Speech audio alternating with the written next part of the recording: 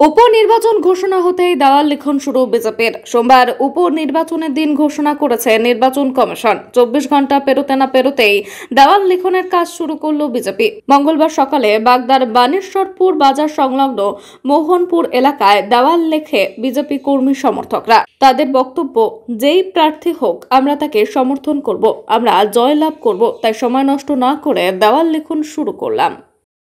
আজকে আমরা ভোর 5টা থেকে আমরা দেয়ালটা লেখা চালু করেছি। বাগদা সমস্ত বিজেপি কর্মীর মধ্যে উন্মাদনা প্রচুর। আমরা সেই নিয়ে এগোচ্ছি। ভারতীয় জনতা পার্টি যাকেই মনোনীত করুক না কেন, আমরা তার হয়ে আমরা খাটব। আগামী দিনের লড়াই আমাদের কঠিন, তবেও আমরা সেইভাবে লড়াই দেব।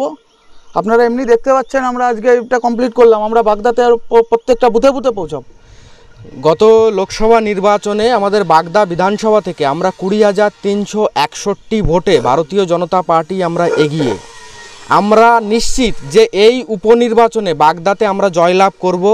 সময় খুব সীমিত, মাত্র 1 মাসের ভেতরে, অর্থাৎ আগামী 10 তারিখে, গতকাল 10 তারিখ চলে গেছে, গতকাল 10 তারিখে নির্বাচন ঘোষণা হয়েছে, আর আগামী 10 তারিখে নির্বাচন, অর্থাৎ 1 মাস। এই 1 মাসের ব্যবধানে নির্বাচন, তাই আমাদের সময় খুব সীমিত। তাই ভারতীয় জনতা পার্টির পক্ষ থেকে যে প্রার্থীকে দল মনোনয়ন দেবে, পদ্ম ফুলের প্রতীকে যে প্রার্থী হবে তাকে আমরা জেতাবো, এবং তার জন্য আমরা আজকে দেওয়াল লিখন শুরু করেছি। 24 ঘন্টা এখনও অতিক্রান্ত হয়নি, আমরা দেওয়াল লিখন শুরু করেছি। আশা করি আগামী 72 ঘন্টার ভেতরে আমরা বাগদার প্রত্যেকটা দেওয়ালে পৌঁছাবো এবং ভারতীয় জনতা পার্টির পক্ষ থেকে আমরা প্রচার অভিযান শুরু করব। না, লড়াইটা একদমই কোথাও কঠিন হবে না। একবার তিনি হেরে গেছেন, আবার জানি না তৃণমূল কংগ্রেসের এখনও প্রার্থী ঘোষণা হয়নি কে প্রার্থী হবেন। যেই প্রার্থী হন না কেন তৃণমূল কংগ্রেসের, ভারতীয় জনতা পার্টির প্রার্থীর কাছে আরও অধিক মার্জিনে উনি পরাজিত হবেন। বাগদা বিধানসভায় আমাদের 20,361 ভোটের লিড রয়েছে। আমাদের সাংসদ, সম্মানীয় সাংসদ, উনি দিল্লিতে গেছেন বিপুল ভোটে জয়লাভ করে এবং উনি কেন্দ্রীয় মন্ত্রী হয়েছেন। আমরা আশা করি ওনার নেতৃত্বে আবার রাজ্য বিজেপিকে বাগদা বিধানসভা সিটটা আবার তুলে দিতে পারবো। উনি আজকে বাগদার মানুষের অধিকার, যে ব্যক্তি ভারতীয় জনতা পার্টির প্রতীকে 2021 সালে নির্বাচনে জয়লাভ করেছিলেন, কিন্তু 6 মাস নয় কাটতে উনি ফুল বদল করে অন্য ফুলে গেছিলেন এবং আবার লোকসভা নির্বাচন আবার অন্য ফুল থেকে উনি করলেন। একজন পদ্ম ফুলের বিধায়ক হয়ে উনি জোড়া ফুল থেকে আবার নির্বাচনের প্রতিদ্বন্দ্বিতা করলেন। তাই আজকে বাগদার মানুষেরাই আবার ভোট দিতে হবে। এই যে ভোট, একমাত্র বিশ্বজিৎ দাসের কারণে এই যে ভোটটা হচ্ছে, বিশ্বজিৎ দাসের ব্যক্তিগত স্বার্থের কারণে বাগদার মানুষকে আবার বুথে গিয়ে ভোট দিতে হচ্ছে। তাই বাগদার মানুষের জবাব দেবে, বাগদার মানুষের অধিকার বাগদার মানুষ আবার ফিরিয়ে আনবে এবং বাগদার মানুষ নিজেদের পদ্ম ফুলের বিধায়ককে আবার ফিরিয়ে আবার বিধানসভায় পাঠাবে, এইটাই আমরা আশা রাখি। গতকালকে নির্বাচন কমিশনের পক্ষ থেকে বাগদা বিধানসভা কেন্দ্রে যে উপনির্বাচন, তার নির্ঘণ্ট প্রকাশ হয়েছে।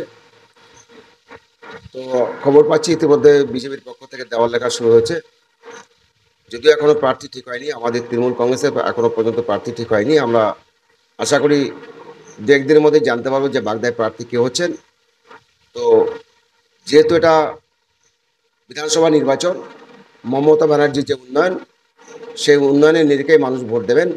লোকসভা নির্বাচন নয়। লোকসভা নির্বাচনের সময় মানুষ কেন্দ্র সরকার গড়ার, স্থায়ী সরকার গড়ার জন্য ভোট দেয়, কিন্তু যেহেতু এটা পশ্চিমবঙ্গে মমতা ব্যানার্জির সরকার আছে, পশ্চিমবঙ্গে মমতা ব্যানার্জি যেভাবে উন্নয়ন করছেন, সেই উন্নয়নের নিরিখেই বাগদা এবার তৃণমূলের পক্ষে ভোট।